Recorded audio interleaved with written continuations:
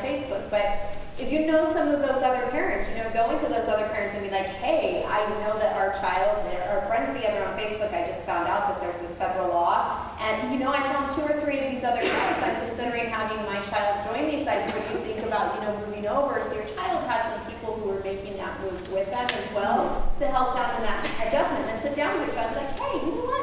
I just talked to so-and-so's mom, and he's going to be opening up and can count on, your sphere or wherever. And doing it kind of in a positive way where you're having a frank conversation with them, but you're also helping them to make that transition. Here are 2 questions, and they're actually rather similar. This one says, our son thinks he knows everything because he's 17.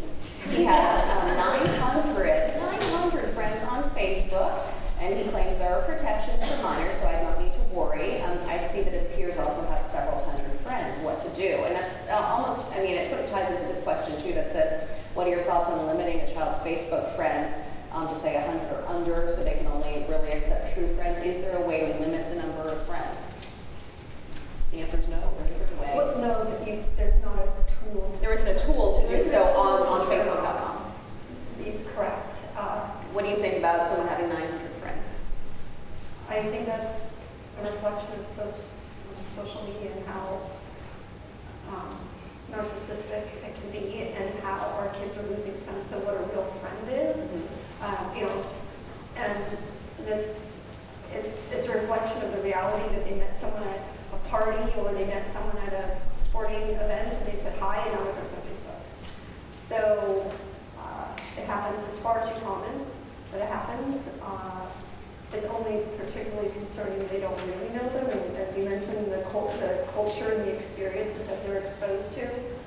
So I'll lean to you to say, you don't want to pull the rug out under all the 900 friends, but as sitting down and going through your child's friends and asking them who they know, how they know them. Once again, this is a collaborative educational process between the parent and the child. It is a values discussion. It is a face-to-face discussion. It's intensely interpersonal. It allows the parent to learn much more about the Facebook account and who these people are. And it also builds trust between the parent and the child, that the parent can say, I'm not going to take away your friends. I'm never going to take away your friends. I do want to talk about what a friend is, what friends I friend, and how I put my limits on, and see if we can come to something that is going to make us both feel safe. Kids respond astonishingly well to a question that says, what do you need to do so that I can feel safe? Please tell me what you can do so that I can feel safe. And they know, and they will tell us. They will tell us as teachers, they will tell us as parents. You just have to hold your face really still, because the answer is not what you're going to expect. And you have to be absolutely cool when it comes. but if you say, what time do you think you should come home that I will know you are safe? That extension of caring, that absolute unconditional positive regard for teachers, for parents, we're all the same. We're all teaching, we're all parenting. So that unconditional positive regard, to the degree that I will protect you, and we are going to have to work together at it. Those 900 friends is a fabulous conversation. Okay, so this question ties into that too. You're talking about coming from a place of caring as you talk to them. I have a 12-year-old son at Birchland. My son says, how come you don't trust me? How do I explain why the internet is being limited? I think that this is an issue where I am, as a parent, I'm glad that I have the legal training that I have, because quite frankly, sometimes I use it in my parenting and it's very helpful. And I think that, that last question and this question both reflect on the questions that our kids are answering us. And as parents, our immediate reaction oftentimes is, well, I'm the authority, okay, here's my statement, get ready for it. But sometimes the best response is not always a statement back to them, but another question. Do you really think that I don't trust you? I've given you these opportunities. Do you really think I don't trust you? And then if the child says yes, but I do trust you, can you think of other reasons why I might be setting this limit, or why we might be having this conversation? What about other people? What role do you think they play in my concerns? And responding to your child with questions, not only is it not coming necessarily from a place of judgment or being completely authoritarian, but it's helping them to process and think. So just as Dr. Norwick said, when they go off to Berkeley or they go off to Stanford or they go off to another college, they're not just sitting behind a screen like, Mom would say no, click. They're being like, wait a minute, why am I doing this? Is there a better option? Is there a better solution? How do I respond to this? And they're not just doing something automatically in regards to it. I've said to my kids, well, trust has to be earned, first of all. It's just not given. And with the internet, I said to my kids, look, the internet and social media wasn't created with your well-being in mind. It's a wonderful reflection of all of the great things that exist, but unfortunately, like the rest of the world, there's all of that other really bad stuff. So with technology, you need to earn our trust, and let's take it at baby steps. I.e., the example I used, we started with an iPod Touch and texting there. Once my son was able to show me that he could text responsibly, then we graduated to a non-smartphone, and then next we'll graduate to a smartphone.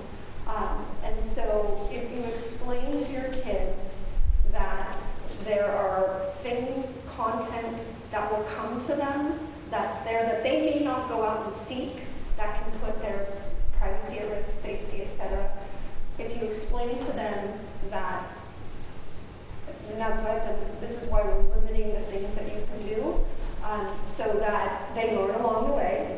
I shared with my 12-year-old son about the college scholarships that were lost of the NCAA athletes because of what the boys posted on Facebook. And I said, Jack, before you post anything, when you're in college, because he's going to be on, he'll be on Facebook, I want you to think, my mom had that conversation with me. Maybe this is one of those times I should just not post.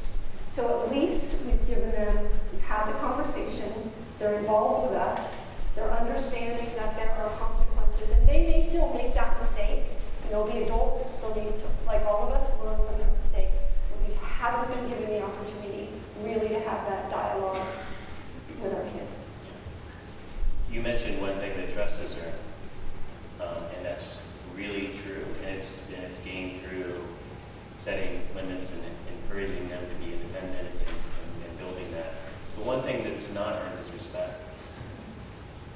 And I think that touches a little bit on the first response you have is, you don't trust me. What do you mean?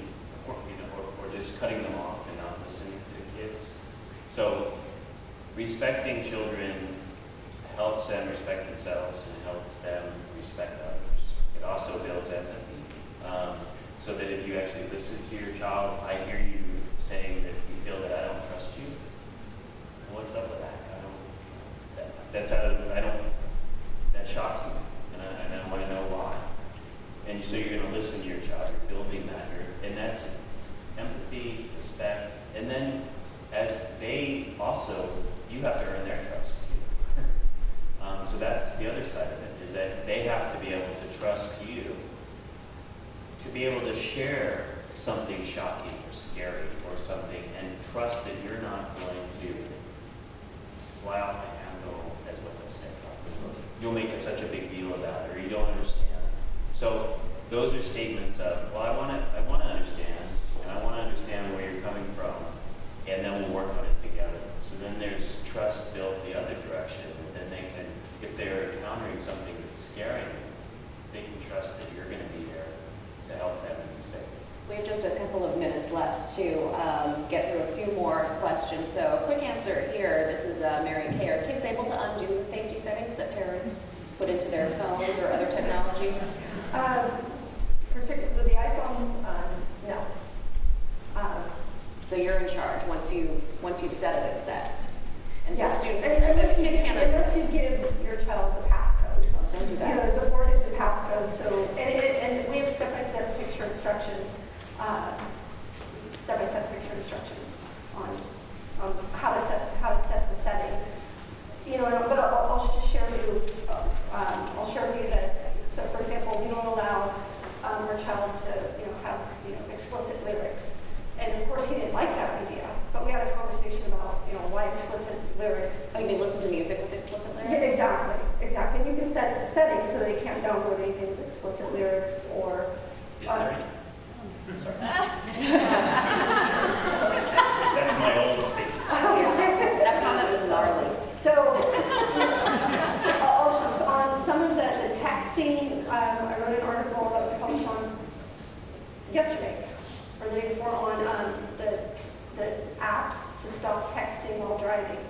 the free one, your kids, for example, could undo that application. That would allow them to drive and text. Some of the paid for ones, they can't undo it. So content filters on this, know you can control it as long as you keep the password. And of course, everything is age appropriate. It's nice to know probably that you can set limits for apps for those 9 and under, 12 and under, and then 17 and above, and as well as lyrics as well. So there's a lot of room for customization. There is. How does the app know that you're actually driving? Is it sensing the motion? It's the GPS. Okay, so it can tell that you're moving fast. Yes. Yeah. And I would just add to that, that is one way to help your child and protect your child, right? But that's only one. And the dialogue and the conversation becomes really important because your child might have those security settings on their phone, but do the other kids on the 5th grade playground who have the smartphones, you know, your child might not have the smartphone, they might have the simple phone, but what do they have access to through other people? Like I said, I've gone into some of the more rural communities in Yolo County, and the parents have no internet at home, not because they're against it, but because they can't afford it or they just don't have access where they live. They have a basic cell phone that they have with them that work all day, and they're like, my child has a Facebook account somehow. And so that's, you know, this is why the conversation and the dialogue are so important, because you can take those steps, but taking them with your child becomes really important. So that they're thinking about it when they're using other people's phones who don't have those same guards or filters on them. Here's a question about the Frontline show. Maybe Karen can answer this. Is that Frontline show still available on the Frontline website? Online? It is. Okay, so Frontline PBS, and then you can find. Last night, Great. you can see the entire thing, and it also has additional links to further conversations with some of the experts and professors that were highlighted. Okay, so if you go to the PBS, it's probably PBS